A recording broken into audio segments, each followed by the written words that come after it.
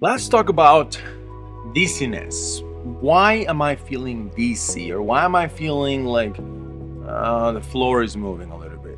The emotional explanation for this very often is I'm losing control of my life. And it doesn't have to be about everything in my life, but a specific thing that it's going on that I don't really have the control that I want.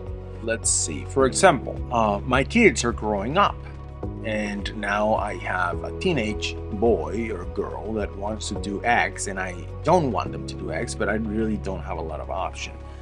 They want to go to that school, and I don't want them to go to that school. But if I tell them no, then it's going to create a whole different new set of problems, and I don't know, right? I'm just making things up. But when you start to feel that the things that you were in control of are no longer under your control, the body might try to do a reset.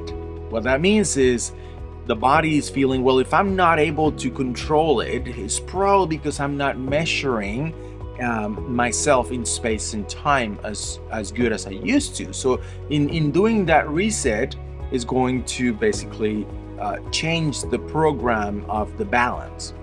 And it might last for a few minutes, it might last for a few days, it might last for weeks, in some cases months. If the That's one of the interesting parts of biodecoding, is that you often find that the conflict itself created a little bit of a problem, but then the problem created more of the same emotion, which in turn feeds the problem, making it a lot longer than it had to. So when a person experiences some kind of dizziness, lack of balance,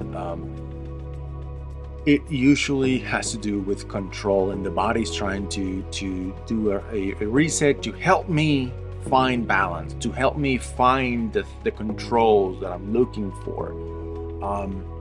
Biomagnetically speaking, we often find unbalances on both ears. Usually would be both poles on each ear, so black and red and black and red. But also, if you can scan the legs, a lot of times there is imbalances on the hips, on the back of the legs, around the knee area. Those are common points that you might find some trapped emotions that are contributing to the dizziness.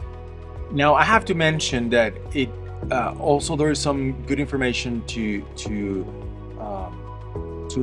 have if the person is experiencing the dizziness when they're not moving, but what they're saying is moving, or if they only experience the dizziness when they are part of the movement. So it's, if you're watching cars and you're stationary and you experience dizziness, that is very different than when you're in the car and you experience the dizziness because you are moving, right? So the main difference that we observe there is that when you are stationary, it has more to do with being rejected.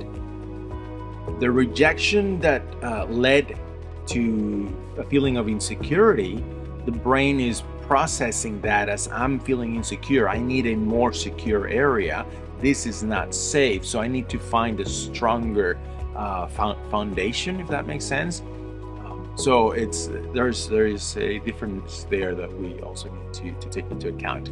But like I said, always, if you know how to do a scan to find specific emotions linked to the symptom, in this case being dizzy, and EVPs, SBPs, holograms, and any of those things. Anyway, I think that's it for this video. See you in the next one.